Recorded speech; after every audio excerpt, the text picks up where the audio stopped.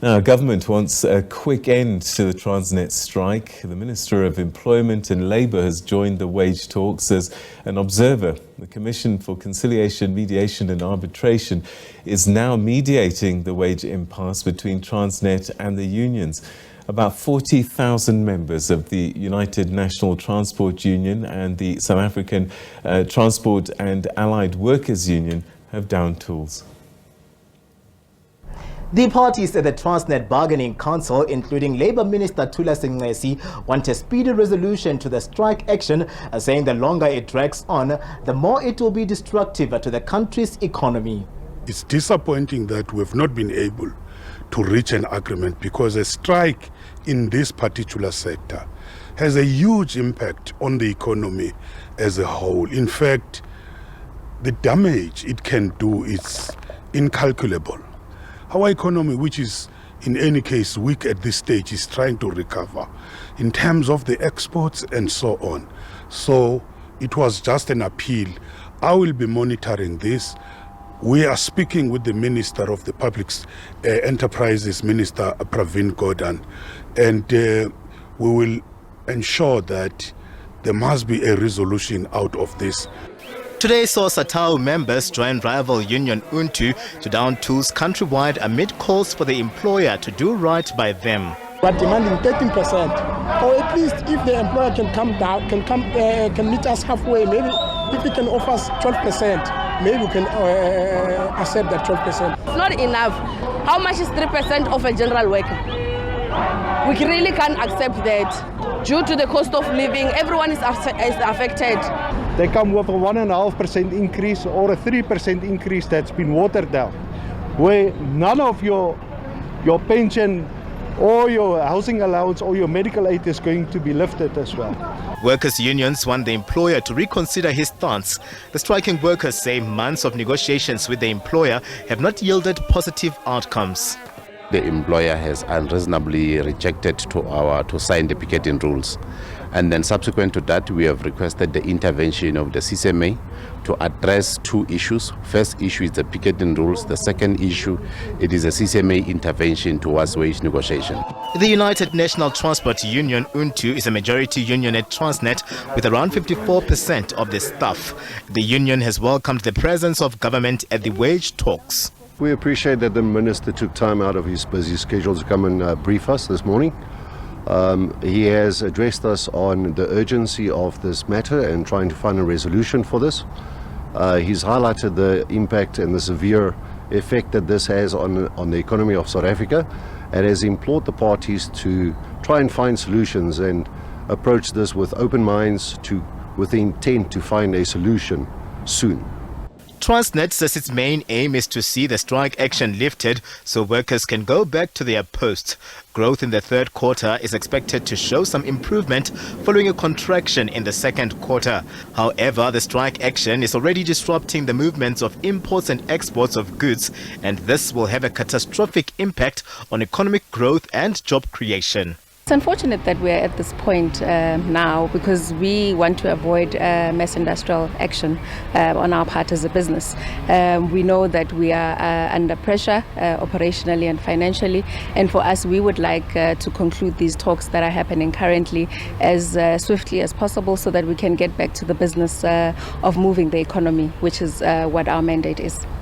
The unions, Transnet and government are all in agreement that the strike action at Transnet has the potential to disrupt an economy that is ailing, a move that will see billions in losses and more jobs lost as industries shut down.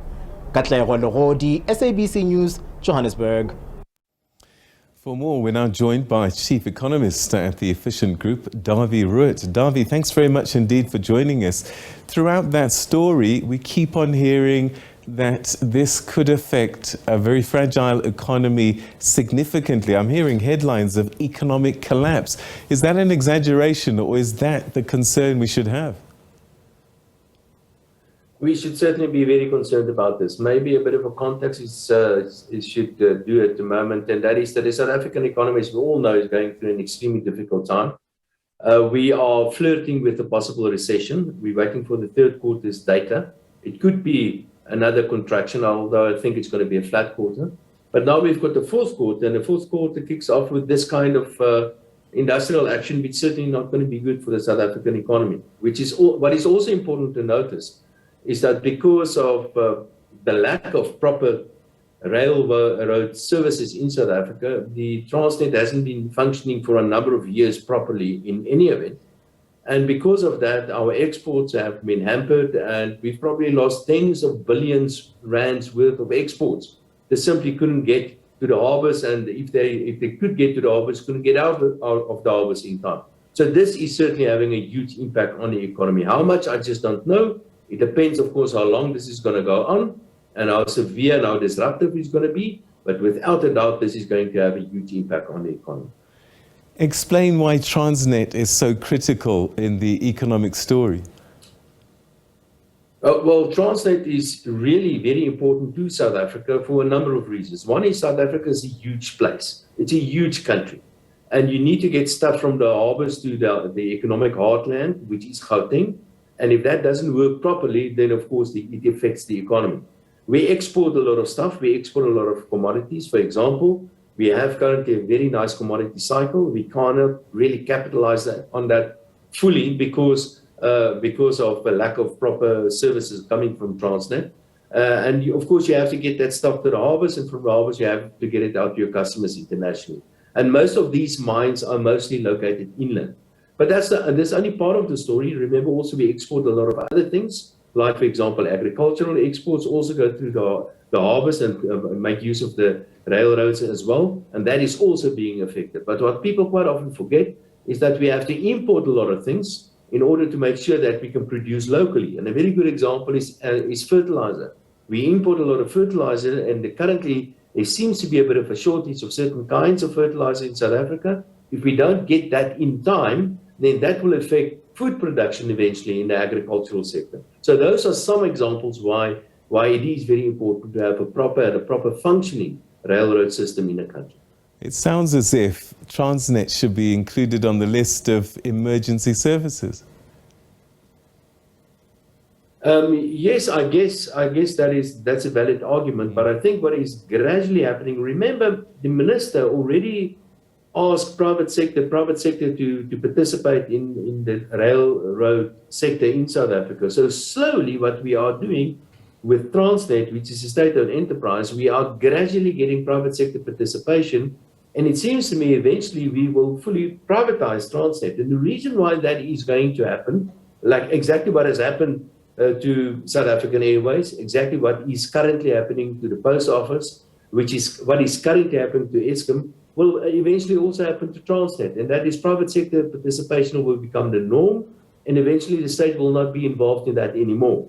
And I'm afraid to use this word, but the actual word that should be used here is that we are busy with the gradual privatization of just about all state-owned enterprises, because government and our political leaders are clearly not capable of running these state-owned enterprises. But you're absolutely right. This is a crucial service to the economy, and without this, the economy cannot function properly. Tell me about the unintended consequences for the workers, because on the one hand, they're desperate for a wage that makes sense, but it sounds as if they push on with this, those very jobs that they're trying to get an increase for could disappear. Well, I think they are relatively protected for now. The Transnet balance sheet and the income statement, the financial statements of Transnet is a little bit better than most of the other state-owned enterprises. I think this is going to change rapidly within the next year or two. They made a profit last year, but I think this is probably going to be the last year where they make a proper profit. From now on, things are probably going to look quite different. So we've got another state-owned enterprise that will be financially in distress. It is true that living costs has gone up quite significantly the last couple of years. In fact, recently, last year or two, and many people are really suffering and battling out there. But the reality is also that we have very, very high levels of unemployment in South Africa. The reality also is that state-owned enterprises, the employees of state-owned enterprises are relatively well remunerated. In many cases, they are much better remunerated than the private sector equivalents. And the reality also is that many private sector workers have lost their jobs, and many of them are simply forced to take a reduction in their wages.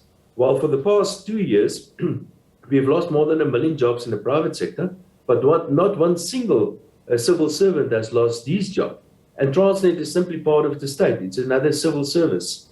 And I think it's simply unfair to expect from us, the taxpayers or the consumers in South Africa, to pay for an increase of 13%. That's what they're demanding at Transnet, while many of the private sector workers are simply losing their jobs. It is unfair. I understand we've had a significant increase in the living cost in South Africa, but everybody is going through that. And in the case of the private sector loses their jobs. But in the case of Transnet and other state-owned enterprises, they can basically keep the taxpayer in South Africa to ransom. I think it's simply unfair. What can government do? I think you've given us some clues. Short-term to medium-term, long-term.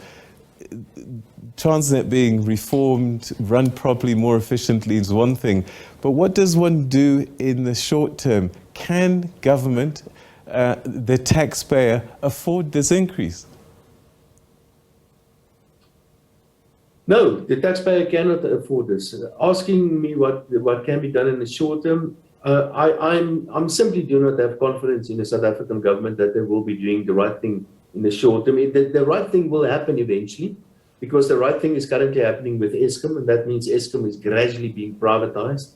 The right thing is currently happening at the post office, not because government has changed its mind or changed policy on those, but that is just the reality. They just cannot provide these kind of services, and the private sector is gradually taking over these kind of services. But what we really need in South Africa is good leadership. What we really need in South Africa is leadership at all levels, good leadership at all levels.